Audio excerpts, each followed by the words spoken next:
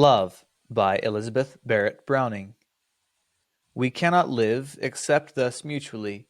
We alternate, aware or unaware, the reflex act of life, and when we bear our virtue onward most impulsively, most full of invocation and to be, most instantly compellent, certes there, we live most life, whoever breathes most air, and counts his dying years by sun and sea. But when a soul, by choice and conscience doth throw out her full force on another soul, the conscience and the concentration both make mere life, love. For life in perfect whole, and aim consummated, is love in sooth, as nature's magnet heat rounds pull with pull. One more time, that was Love by Elizabeth Barrett Browning, the topic of today's discussion episode. And this is super exciting because for the first time, we're actually switching roles a little bit. Now I'm going to interview Joanna. So, welcome back to all the listeners to another episode of A Pilgrimage of Poetry. Today's topic is Elizabeth Barrett Browning. I am your host, Harrison Root, and together with me is co-host Joanna to discuss life, works, and all such information of Elizabeth Barrett Browning. Take it away, Joanna. All right. So I will say, just to start off, I didn't know what to expect about this author, but everything I learned, I did not expect. So we'll put it that way. It was Oh, very interesting. yeah, surprising lady. So um most notably, I suppose you could say, um she is married or was married to Robert Browning, who was also a poet. But in their marriage, she is undoubtedly the more popular of the two. Like, without Right? question, you could look at them two in a room and everybody's just going to flock to her. And he's just over here, like, yep, that's my wife. Exactly. I mean, like, So, I've never heard of Robert Browning, but yeah, uh, right. Yeah. Now you know yeah, why. yeah, Um, yeah, exactly. Elizabeth was very much respected and looked up to by Emily Dickinson, another of our favorite poets. Um, Oh, so that's kind of a fun interesting. connection. Emily had a portrait of Was her in her house. Um, interesting. Was this kind of like a contemporary relationship, or was it more like mentor mentee, or just simply influence from previous works? Mostly influence. Elizabeth lived in England, Emily in New England. So had an entire ocean between them. I don't believe they ever met, Mm-hmm. and if their lives Mm-hmm. overlapped at all, it was but briefly. So, and something that you might not expect from this lady is that she had opinions about politics. And we will get more into that later, but she was not quiet about what she thought. When was she like? What was the time period she was most active as a writer? That's a good question. I kind of want to say like pretty steadily throughout her life. There was a 3 year period where she didn't write at all, and then sometimes health complications got in the way. But Mm-hmm. um, she started writing. Well, it's recorded like her first um, verses are recorded as written at age 4.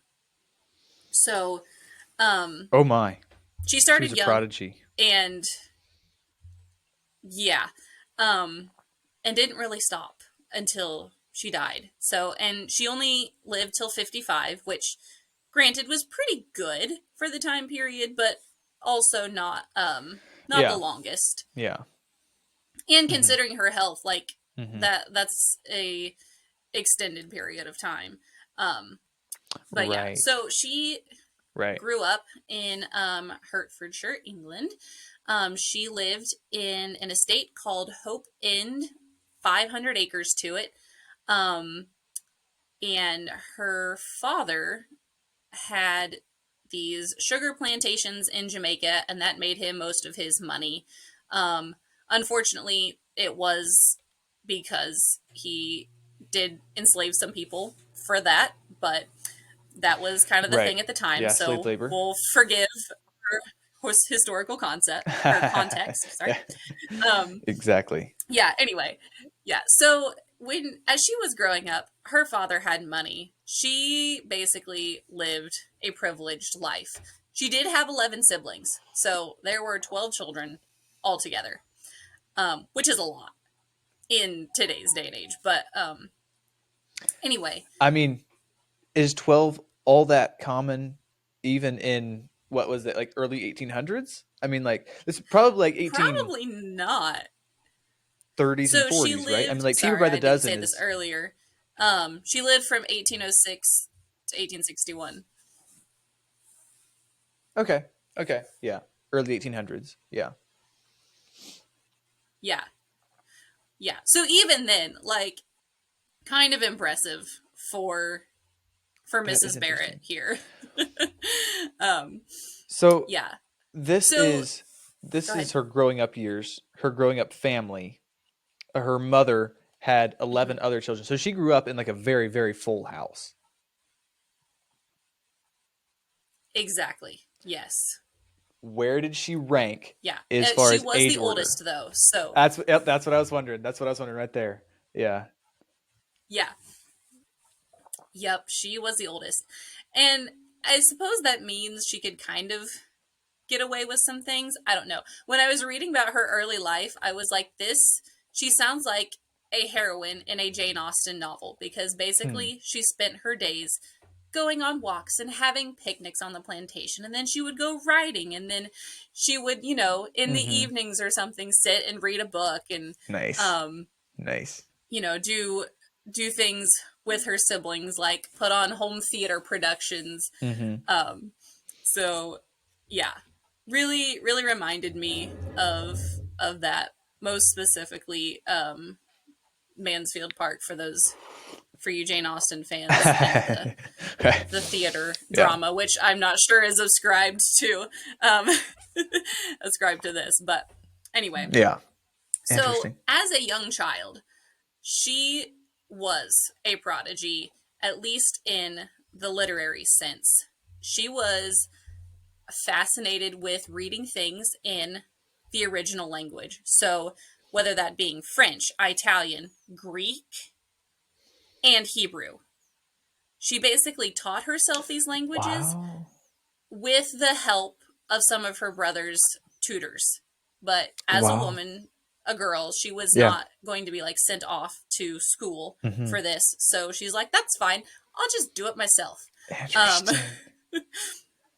which is great. So, um, yeah, apparently by like 10 years old, she was reading Shakespeare's plays. She was reading Paradise Lost, By Milton? histories of Greece and Rome. Oh my Yes. goodness. Wow. So, yeah. This is impressive. And unsurprisingly, she would prefer to read rather than go out and do social activities like With a brain like any of us. that? No.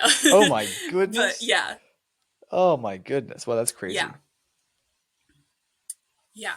So around 11 or 12, um, she composed this epic called The Battle of Marathon. Um, and this is like, I think one of her like first like long form Hmm. poems. And it was about the first Persian invasion of Greece. Okay. And Thus, the Battle of Marathon. yeah, so exactly. Yes. And so like that was like her first like delve into like serious poetry, but she was Hmm. young at the time, didn't really get it published or anything, but it was just a venture into that. And Hmm. then around 20, she had published a group of works called An Essay on Mind with Other Poems.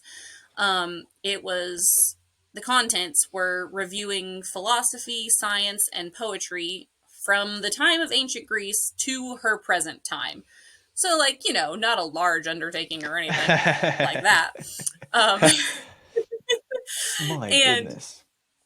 yeah, and so it had some mixed reviews. Some people were like, "Wow, this is great," and the actual critics were like, "I mean, it's not that fantastic. Like, it's kind of wordy. These ideals are a little bit, out there, especially for a young adult female. Like Hmm. what is she doing writing about this, Mm-hmm. essentially?" Mm-hmm. Yeah, it wasn't really her but place, maybe. but she did Uh, have some fans. culturally. Interesting. That's what they thought. Yeah. And to be honest, like at that time, I think her style was a little bit underdeveloped, as, first works are. Right. So I think if she hadn't written on something quite so serious, she maybe would have been like not as harshly criticized for it or Interesting. critiqued. So Yeah. And also, that's my personal opinion. yeah. I mean, you said this was at age 20, right? Like, Hmm. I don't know how you feel at around 20 years old, but like to be accepted into the world of like fine arts or at least like Hmm. the literary world in today's day, I'm like a 20-year-old, no, like they have to prove themselves significantly into the world. Right. So like, I mean, you can't expect people to just be falling head over Yeah. heels for some of her stuff either. Exactly. Yeah. Hmm. Yeah. And I mean, just thinking about like if I were to publish a book of poems like right now, Hmm. they would be extremely unserious poems. Like that's kind of just me as a Right, writer, right, yeah. but also like like I would kind of have the opposite effect. Like, okay, these are just kind of like silly little poems. Great, read these to your children Yeah. and move on with your life. I don't Right, know, exactly. Exactly. but that would be for me. Yeah. Yeah. So yeah, yeah. That's interesting that you mentioned that Anyway, because, so yeah, well, I've been thinking about writing a book, which I think I've talked to you about this, right? have I you? have. I I think this is the first, maybe. I can't Or remember. tell me more. I might have just Well, but forgotten, like which I'm sorry I, about. I don't want to derail from the conversation, but I identify with the process of That's like what we're here to do. exactly. No, we're Uh here to derail. If we're not derailing, what are we actually doing? Um, huh. Hmm. like to write a book, I would love to write some serious books. I need to wait for like one or two Hmm. of them until I get my bachelor's or master's degree. But the book that I want to write right now is like a historical fiction children's book that has more. It's more Mm. of like an informative, but yet light and and readable by like the 13-year-old or something. Um, Uh huh. Nothing serious. If I know that if I undertook anything Uh huh. serious, it'd be like one of those things that you look back on when you turn 30 and you're like, "Oh, come on, Harrison. What are you even doing? Like this is embarrassing. Like I'm going to pull this from publication because I'm embarrassed about the kind of stuff that I put out there." But Right. if it's silly, like Yeah. who cares if Yeah. it's silly? Like whatever. Hmm. Well, okay. This is another rabbit trail. Um, in I know last time we had talked about poetry at an early age, and I went and found them. I found my Oh, first poems. wow. Yes, I wrote 10 of them. I think I titled 3. Nice. The others were lovingly named Poem 1, Poem 2, Oh, what a etc. heartfelt touch. I know, I Oh, that's know. good. Okay. Yeah.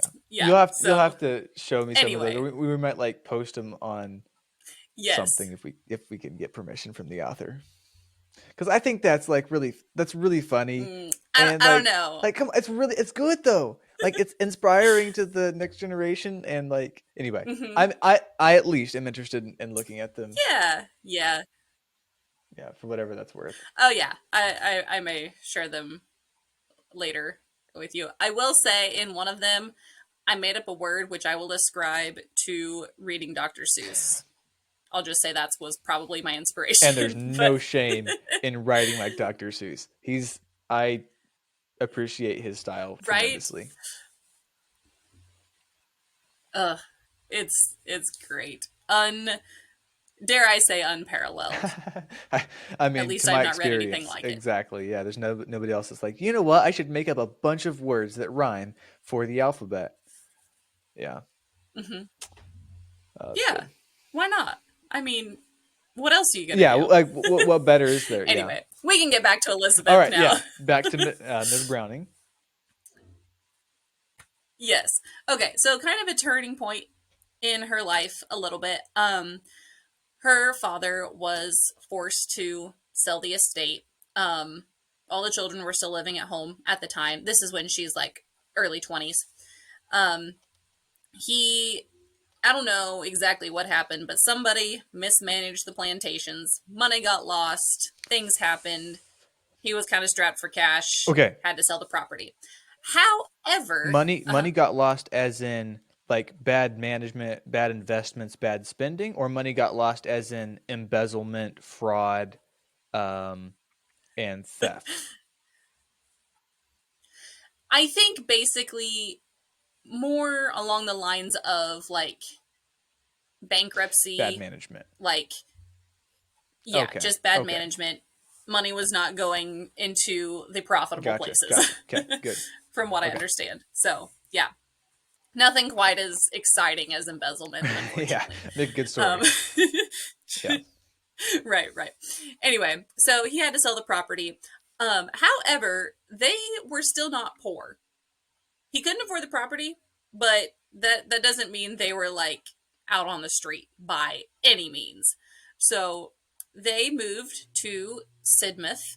Um, and at the time, Elizabeth was kind of suffering from some health issues that started when she was young and just went on throughout her life. At one point, as a teenager, it is assumed she had an injury. Some people think it's like a spine Hmm. injury somehow.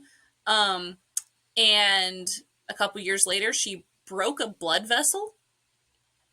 And Like then after that, she just developed a chronic cough. burst a blood vessel.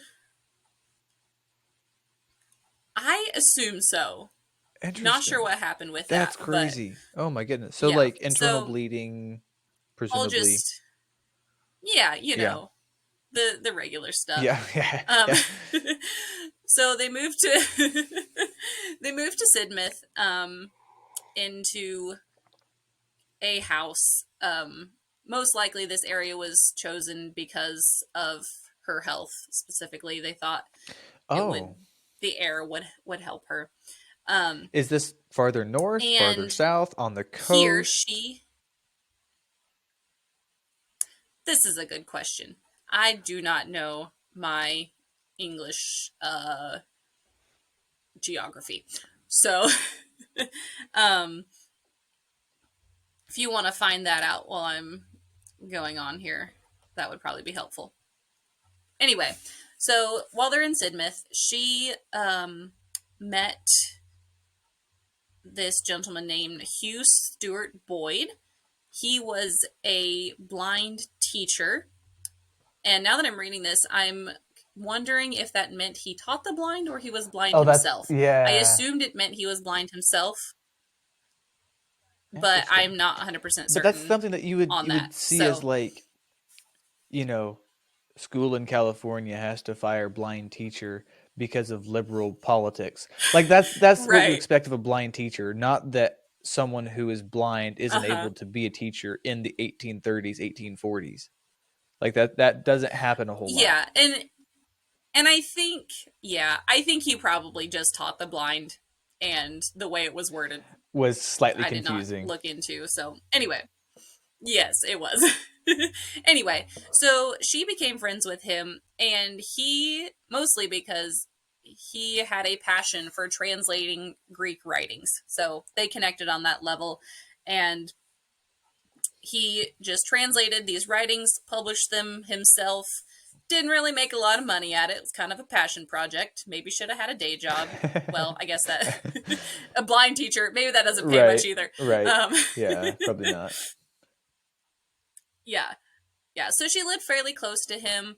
Um, and for about a year, she helped him with the translating, the publishing. He specifically liked writings from the Greek Christian fathers, which I'm not 100% certain Hmm. what that is. So would I that be some assumed it people just is like what it sounds like. Um, um oh, why am I blanking on the name? You know, in the Fox's Book of Martyrs, or in the Martyr's Mirror, someone is credited with the phrase of "the blood of the martyrs is the seed of the church." Um, have you ever heard that phrase? oh yeah, That I I'm can't think of. fairly certain the Yes, person I who said have. that was a Greek, and he was a renowned Okay, early church member or leader. I forget exactly. I forget exactly. But yeah, yeah, anyway, all that to say, I'm okay, familiar yeah. with some of the So, early. Yeah, assumedly, people like him. right. Hmm. Yes, yeah. So her family lived here for about a year in Sidmouth, and she published one group of works. Um, uh, Unsurprisingly, a Greek translation um, of something. But she decided later that she wanted to rewrite it and make it better. So I don't know if it exists in its original form, whatever that would be. Um, Hmm. I assume her rewrite is probably what is more popular. Um, so then her family picks up and moves to London, which was not a great move for her health wise. Hmm. Um, but while she was there, she published a group of works called Seraphim and Other Poems. And this was her first work where her name was on the front in gold letters. Ta da, here it is. What year was Um, this? yeah, maybe 1820s, somewhere in there, 1830s.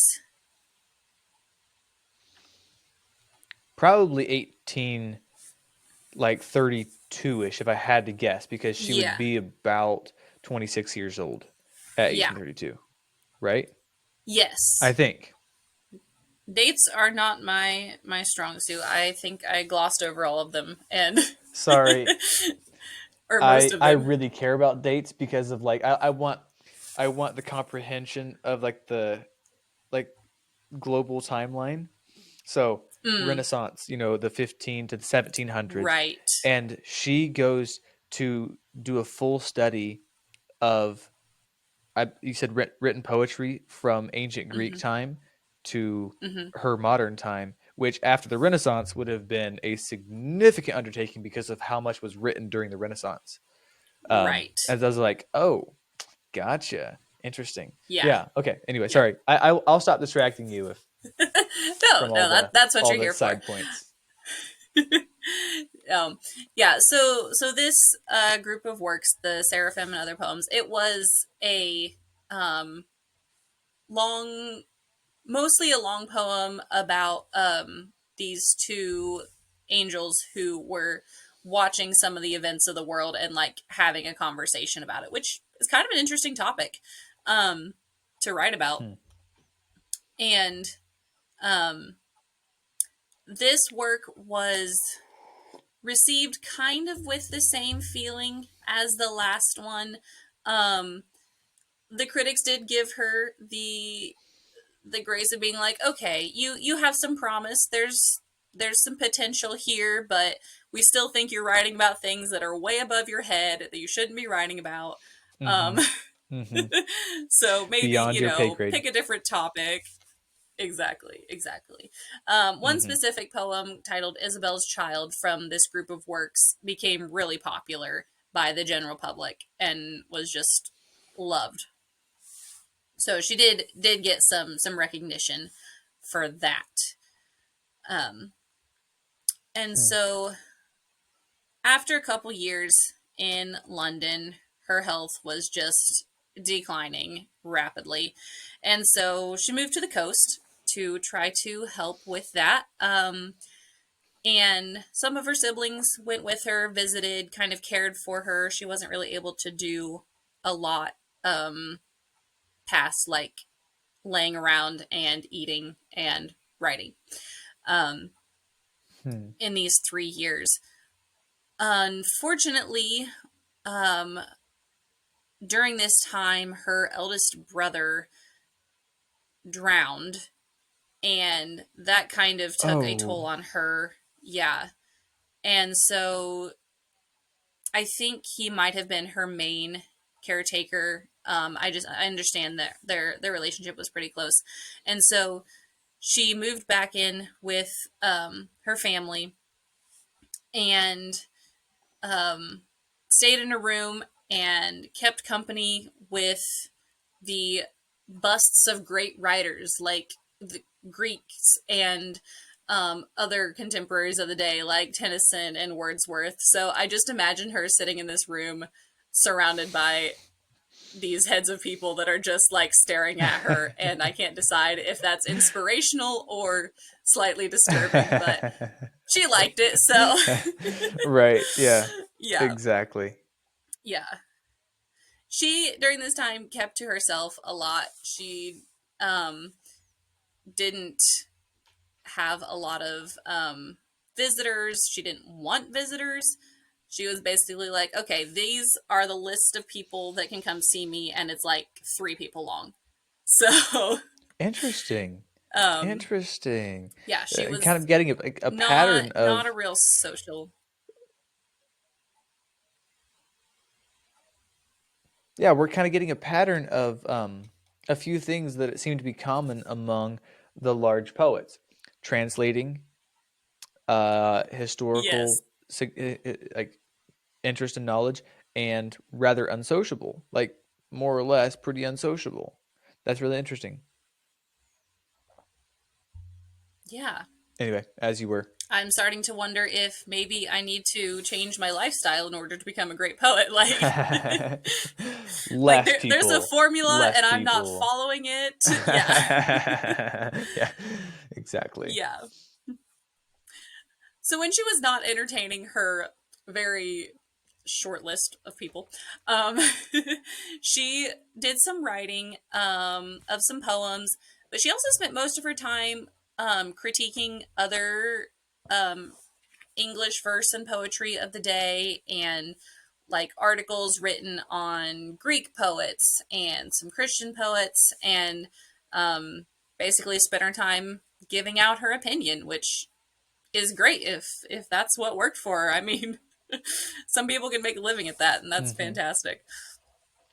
Yeah. Um, she also published a third book of poems. This one was really well received, and um, Oh, this kind of earned her like poet celebrity status, and everybody started considering her as like, okay, this lady is she's good. Like she's one of the greats now. yeah. Not quite the poet Um, laureate, but I mean, still a good poet. although yes, she was considered or like assumed by the public um of following in like Wordsworth footsteps as the poet laureate Oh, after interesting. I Okay. think after he So, died maybe. She did not, but she was like considered for the position I yeah, think by or at least the public thought that like hey, she should, go do that. um I stand corrected. yeah. Yeah. So she kind of almost was. Um so yeah. So from this book of poems, um this is Robert Browning's first um I guess exposure to her. He came across one of her books um and specifically liked a poem called Geraldine's Courtship and wrote a letter to her basically saying, "I love your works. They're really great. I think I probably love you too. Um, so just not shy about that. And so they started writing, and I think he came to see her pretty often, one of the few people she tolerated. Um, Although he was 6 years younger than her, he Oh my. had, yeah, a pretty cushy life. I mean, he was living like a gentleman of the time, although he was being supported by his family. His Browning's own poetry had not made him any money yet, so um, he was kind Yep. of living like it Yep. did, but it wasn't really. um, so Yeah. they Hmm. they kind of had to court in secret because her father was an interesting man and decided that he would disinherit his children if they married. I was not told why. All 12 of So or that's 11 kind of of a them? mystery. El- Apparently. oh my good. Okay. To be fair, to So, be fair, if you had any worth and you were looking at like, so I either need to give this to one of my 11 children, 11 remaining children, or mhm. divide it up among 11 children, I'd be like, you know what, guys, screw it. You're gonna fend for yourselves. Like, sorry, Yeah. we're gonna send this to like a, Yeah. a charity or a trust fund or something. Do some other avenue out there or something. Right. Right. Yeah. I don't know what his logic was behind that, but it greatly Hmm. discouraged Elizabeth from getting married. And so during this time they were courting, she wrote sonnets from the Portuguese, a Mm-hmm. collection of poems that she kind of like when it was published, she kind of like advertised as, "Oh, these are love poems that I translated from Portuguese." They really weren't. They were really just love poems about her and Browning's relationship. Um, Oh, and they were basically like code. yeah, kind of. Interesting. And I Yeah. see here there's like what is that? 38 38 sonnets of the Portuguese? Mm-hmm. Yeah. My goodness. Busy. Mm-hmm. Yeah, she was Mm-hmm. busy. Well, I mean, she wasn't really doing anything else, but yeah. That's true. That's true. Yeah. Yeah. So yeah. So uh because of her father and also because of her health, she was a little hesitant about like getting married to this guy, but yeah. eventually that she consented. They ran away one evening, got married. She came back, lived at home for a week and didn't tell anybody. And then Whoa. Whoa. and then they just like whisked off to Italy, and we're just kind of like, bye. Nice knowing you. Wow. Okay. That doesn't Yeah, sound all that bad, to be honest. yeah. I'll just So put my they were opinion out married there. in 1846. Yeah, Hmm. she was 40. So for all of you hopeless romantics out there, there's still hope if you're not 40, at There's least. still hope. Yeah. Hey, I mean, even my even if you keep to your room and are sickly, if you haven't hit 40 yet, as also long as maybe you you want to become post a poet, literature. but That's the thing. You got to post literature. exactly. Yeah. No, I'm okay. Yes. Yeah. So, yes, the now Brownings, they had one child, a boy. Um, I did not get a lot of details on him. While she was living in Italy, where she lived for the rest of her life, she took up her political career and political opinions. She was very Hmm. invested in Italy's politics. Um, she Okay. wrote um, poems title, or well, under a group of poems under the title Casa Guidi Windows. And so she lived on the street Casa Guidi, and she was Hmm. basically writing these poems as what she saw was unfolding from her window, like on that street. So she would Interesting. Yeah. sit, next Yeah. to the window, look out over the city, um, Right. and and express her opinions on what was happening. at that time, because there was kind of some unsettlement over who was in charge, what was going to happen, was Hmm. Italy going to like, it was kind of split up, was it going to be like united and become like a solidified country. um Hmm. Hmm. so in the Hmm. first half of these poems, she was like, this is great, this is going to happen, like things are going so well the way I want them to. um Hmm.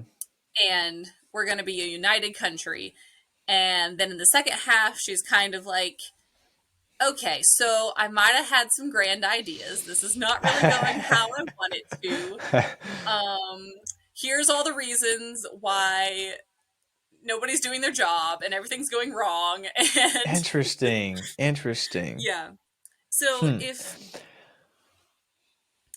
you're a person who's like very fascinated with that time in history, specifically Italian history, that might be an interesting read for you. That is actually really interesting because isn't that kind of the time that a lot of the abolitionist movement starts and I mean not starts but like Hmm. really picks up steam in a lot of countries. I mean Hmm. England led with Wilberforce led all that. So I was wondering Hmm. like when she was politically active, is it like social social unrest issues? Is it like slavery or women's rights, suffrage, or uh, racial equality, or was it more like we have divisive parties, we have leaders So contending for? a little bit of everything, actually. So the Casa Guidi windows, that was kind of on Hmm. like the government of Italy. Sure. Next, she wrote a very long form poem called Aurora Lay, and she kind of based the main character. This is more of like a story poem. Hmm. She kind of based the main character off of herself, um, but the poem ended up being more about kind of a social commentary on women's like rights at that time. Hmm. Um, and that was interestingly received into the world because um, some people like were like, yes, this needs to be talked about. Like, um, these things are not right, and it specifically addressed like um, what happens if a woman is taken advantage of, and then like there's not really any laws for that because she's just like shunned because it was kind of her Interesting. problem, and Right. Right. because the men Naturally, were of in course. charge. Yeah, exactly. um, and just the disconnect between like the poor and also like the people who had money. Like there's like almost different laws Hmm. governing them because Oh, and of yeah, the yeah, sure. social difference. Yeah. And anyway, so some of her readers, even the women, some of them were like, yes, this needs to be discussed, we need reform. Some others were like, oh my sensibilities. Um like this is too much to read about. Like, how could you write this? This is Hmm. not socially polite. Interesting. Like, what are you doing? um Right. Right. but Yeah. Don't yeah, step outside yeah, your little but box or in whatever. exactly. But for the people who related, the general public, like it was a well received piece. And again, the professional critics, they weren't into it. So I personally think at this point How they dare need a they? reform. But yeah. Yeah. Yeah. Read a little bit more personally. So Yeah. yeah.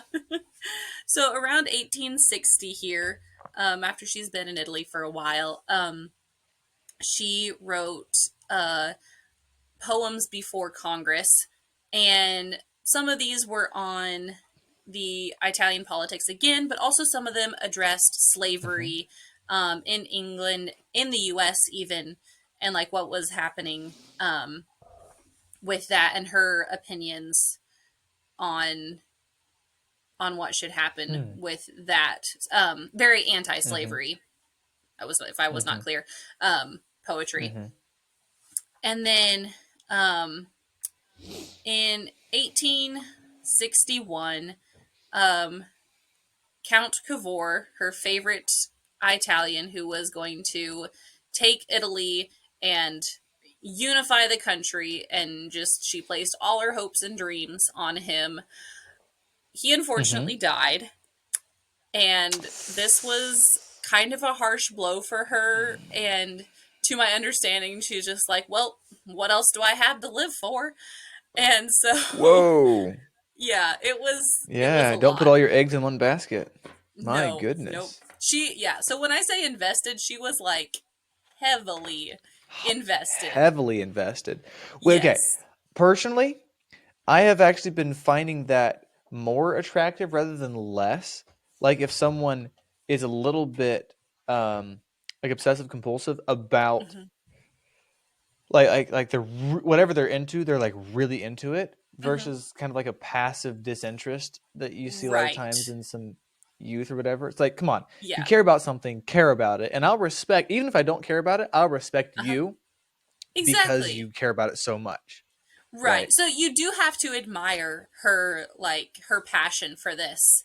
And but yeah, maybe don't base your life source off of this. Yeah. Maybe That's a little kind of setting yourself diversify up a for little a little bit. bit. Mm-hmm. Mm-hmm. Yeah. Yeah, So setting yourself up for a little unfortunately, heartbreak.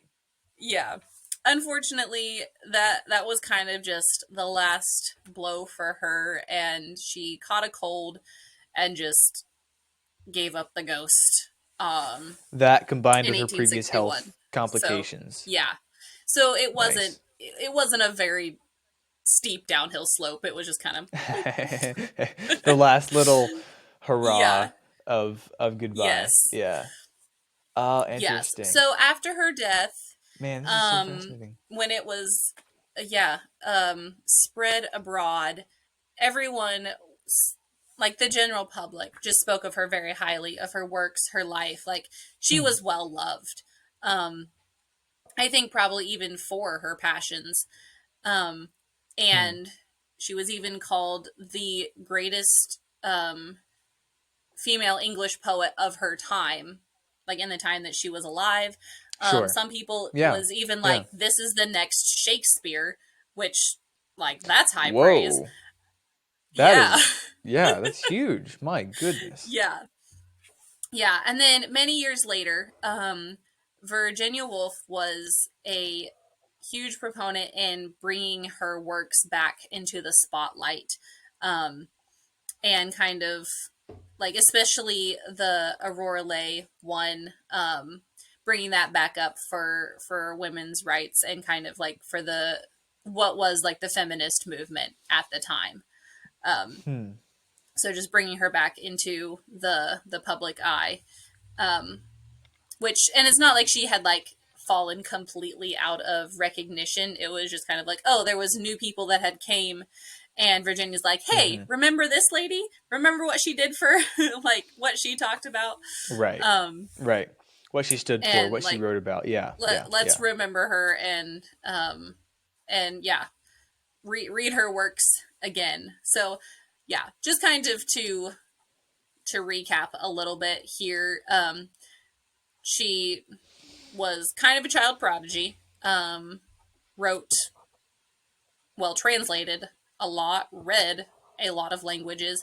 Um, her works that she did publish were generally well loved by the public, not so much by the critics.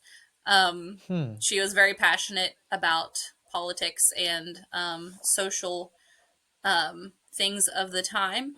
And even though she did have like a lot of health complications, like she did not let that stop her from getting after it and pursuing her passions, even though you could argue that kind of led her to her death, Mm-hmm. but you still have to admire it, like, Right. yeah. Right. The strongly admirable, her tenacity and her influence.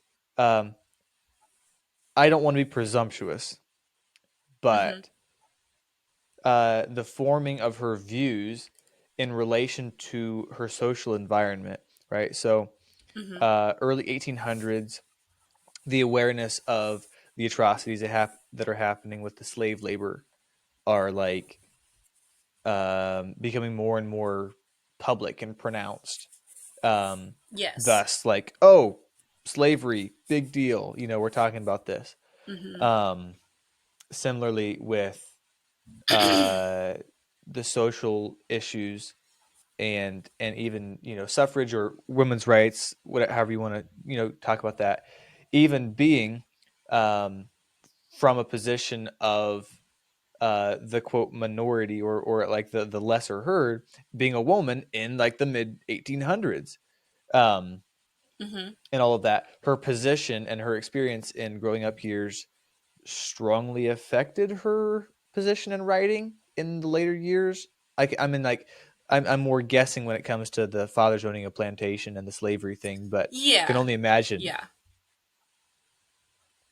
Yeah, I don't know how much she like knew or was involved in that, but like you can only assume that she was very aware of like where their money Hmm. came from, Hmm. and like she had opinions on it whether or not they were for or against. Um Right.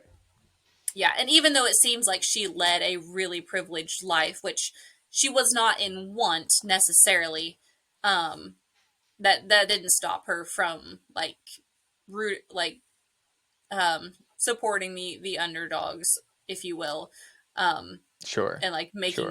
that a point. Yeah. Yeah. Interesting. Well, that's good. This has been informative. I, to be honest, didn't know much about Elizabeth Barrett Browning Hmm. um, before, but uh, I find this interesting. And one thing that I think I'd like to do is create a timeline of probably like post Renaissance poets and actually Hmm. go through with timelines and events and see how they influence each other, how they overlapped with each other, and what large events happened in the world, geopolitical structuring.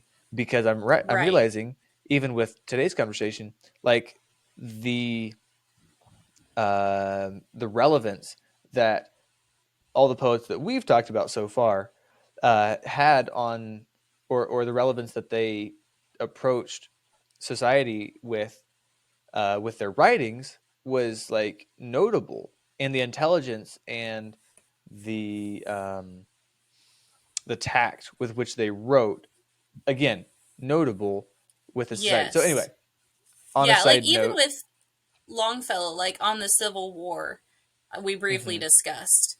Like Hmm. he was not afraid of putting his thoughts, his ideas out there. Like Yeah. this is what I think Yeah. of what's happening, and I Yeah. think that Yeah. really adds to being a great poet. Is like Right. these or just like art in general. Like you're incorporating Yeah. things that are happening at that time, explaining your stance on it, and just having firm beliefs in something is, Right. I mean, really good for Exactly. for your writing, but less your Yeah. or much more your life. Exactly. Exactly.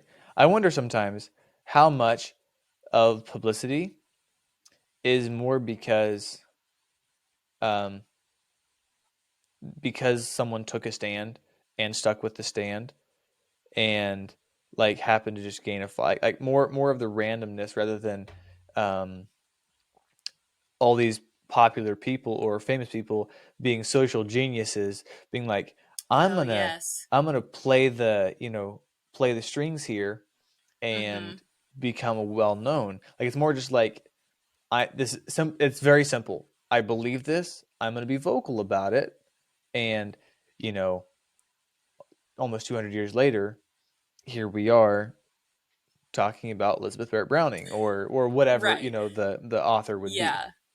Yes. through all And of the that. other thing I really like about her specifically is like even though she was so politically invested and like socially aware, that did not stop her from being such a romantic. Like you can have both things at once. Right. And that's Yeah. something I really Yeah. admire. Like you want to read stuff about what she thinks about the politics in Italy? Great. You also want to like have Yeah. a window into her soul? here's that Mm-hmm. too. Mm-hmm. They're not mutually exclusive. Yeah, exactly. They can Exactly. coexist. Yeah. Yeah. Oh, that's good. Well, this has been the conversation of the life of Elizabeth Barrett Browning, English poet. Was she also an author or just a poet? She was just a poet. I don't believe she wrote any long form or short form literature that was not Prose. poetry. Gotcha. However, the RLA series are called the book series, and I would recommend you, the listener, to go through and read at least some of her works because they are, we've posted some on the podcast already, but they are worth reading. There's not actually just a ton in comparison to some other authors, but they are well written. And I think I really enjoyed the reading of them myself. So thank you for listening to our discussion of Elizabeth Barrett Browning. And don't forget to subscribe, catch all of the episodes on the podcast for sooner releases and bonus content. Head to the Patreon, and for video form, head to YouTube. Find us under Pilgrimage of Poetry.